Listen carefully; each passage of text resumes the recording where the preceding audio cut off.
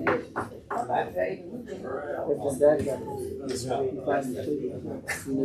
always on the end, last seat. Sometimes sit me in the back of the room, wherever I go. You sit in the room, right? Some of us are not hands on. Yes, sir. Yeah, I know. I'm confused about this water, I'm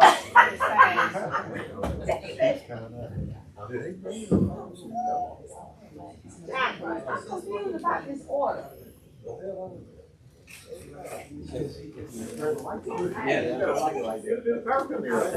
Oh, my God.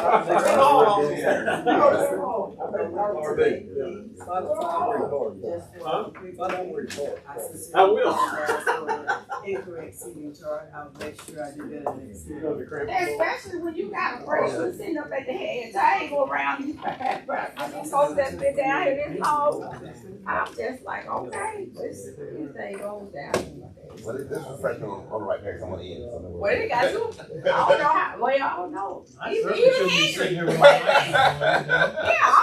I'm confused on that one, Jacqueline. But now we know that no trade. Just for today, only for one night. Only for one night. If only for one night.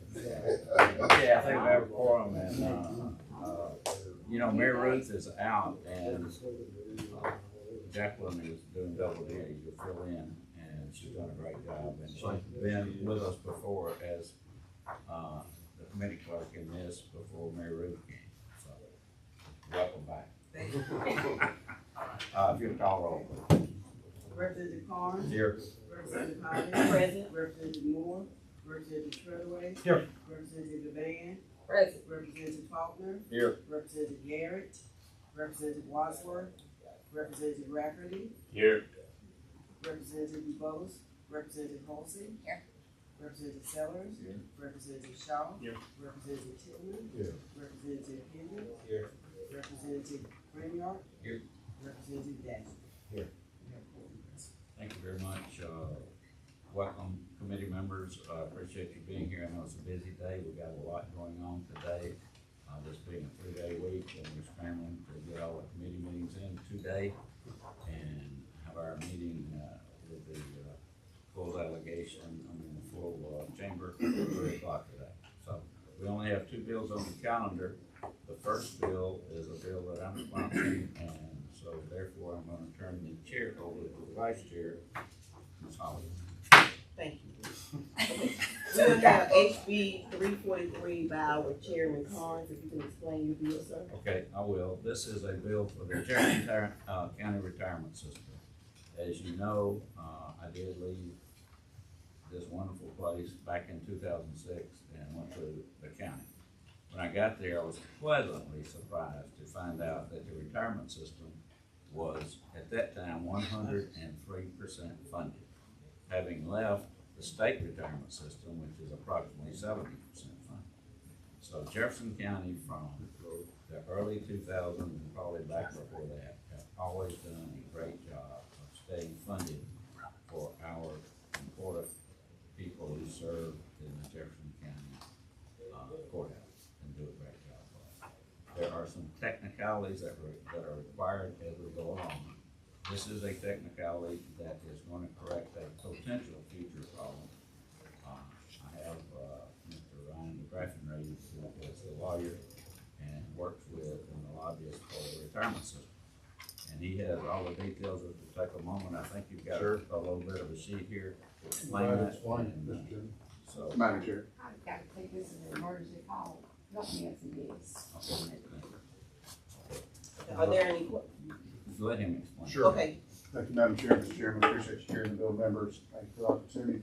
As the chairman said, I'm Ryan DeGraff. We represent the Jefferson County Retirement System.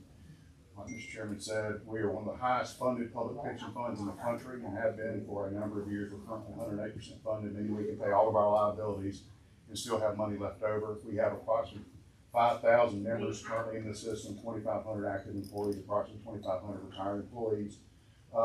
Under existing law, there's 2 types of memberships in the civil service system, and I'll get back to the civil service system here in a second. We have mandatory members or contributors and mandatory or optional contributors, meaning the current, so if you're a civil service employee, also known as a merit system employee, under just on, you are a mandatory contributor to the retirement system, meaning you have to contribute.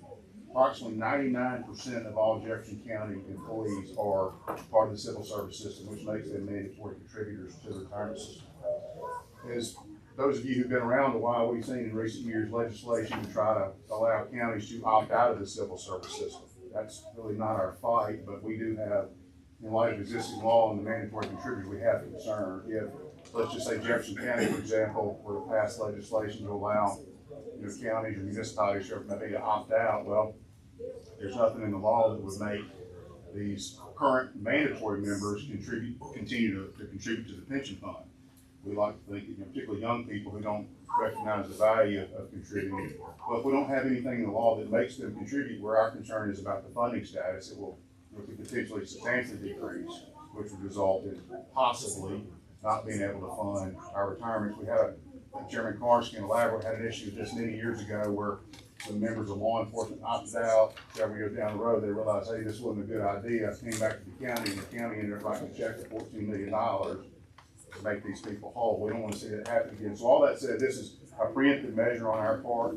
So what this bill proposes to do, it would make all future employees of Jefferson County, regardless of whether they're a civil service system or not, mandatory contributors to the retirement system. And it's for the reasons that I stated, to continue to be able to fund retiree benefits. That is 6%. 6% from the employee. 6%. That's right. By the county. Yes. Does anyone have any questions? Yes, ma'am. David, Representative Cotton. Thank you, Madam Chair. Brian, so you said it will, for all employees, Future hire. future hires of the county, correct? Or question? Representative Rafferty and Representative Treadway. So my question, would be if, so say this, that the person was, how long would it take to start to start collecting your retirement? It's a 30-year retirement system. You vest in 10 years. Okay. So if you are, are only there for 10 years, but they still have access to that money as they move from. Yes, they will be vested. Okay. Representative Treadway. Yeah, real quick, page 21, it says, we talk about on or after October 1, 25, any individual elected or appointed to a full-time county office in Jefferson County that is created by an act of the legislature pursuant to the Constitution of Alabama 2022. Is that when we codified this in 2022? Then No, it says, any part-time employee of the county shall have the option. So it doesn't seem like when we say option, they still can opt out.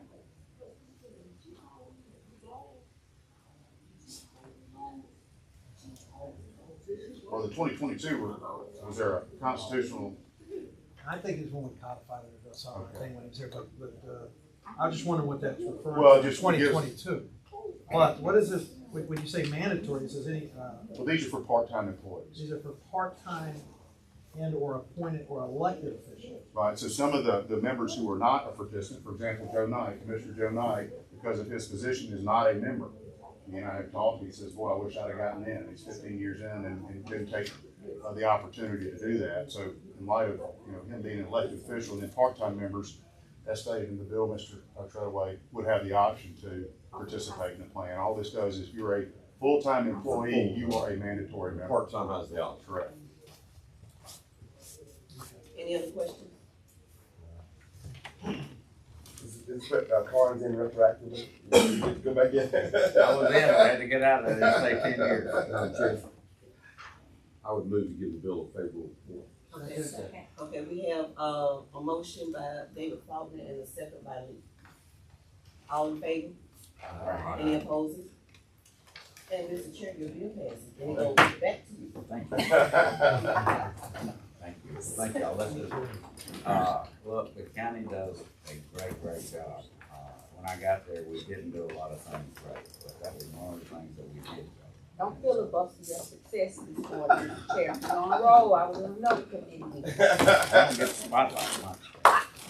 Have it, you got the floor. Okay. The next bill is, call up House Bill 345, sponsor is Representative Treadway.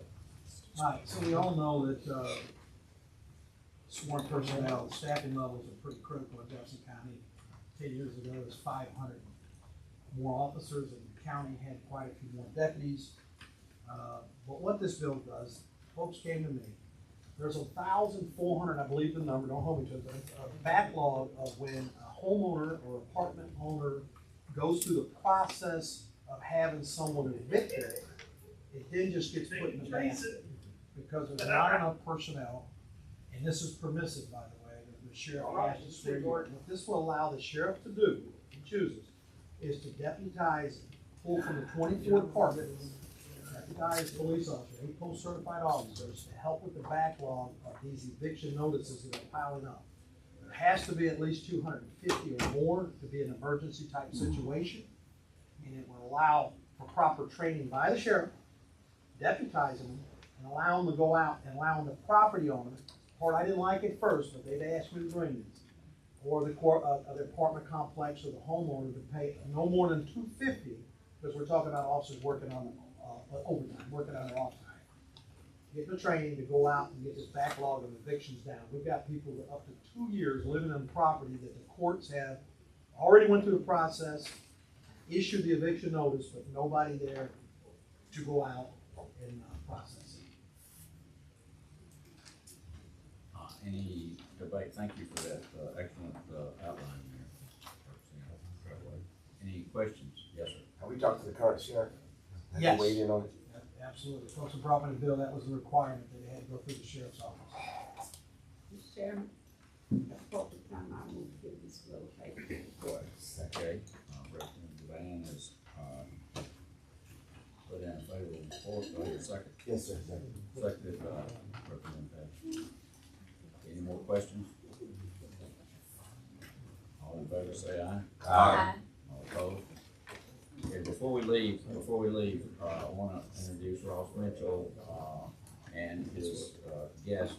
Ross works with, Brookwood Hospital. They've just been recently acquired by a large organization out of Orlando, and wanted y'all to get to see them in case you needed to interface with Brookwood. So, Ross, introduce your guest, please. Michelle Strand. Michelle is our assistant vice president of government affairs and public policy. So she's in Orlando and spending time up here. This is her first trip to the fabric. We work a little differently than they work in Tallahassee, so it's been a little bit of an educational experience for her, but it's all good. Sure. Thank you. I saw Ross earlier, and I would request, and I don't know how we effectuate it, some kind of update as to the change and what that will entail, and especially with regards to services. You all have always been really good with informing us about, those type of modification and changes. Sure. And so at some point, hopefully before this session ends, I would like to get that information. Absolutely. We're happy to stop by your office and give an update. I know you guys were happy to stop by. I'd love to get to know you. I know Ross knows many of you, but I'd love to stop by and be able to get to know you and give you an update as well. Thank you very much. And they'll get that information to the whole committee Yeah. at sometime in the near future. Seeing no further business, this meeting is adjourned. All good with you? Oh, good, brother. See you all.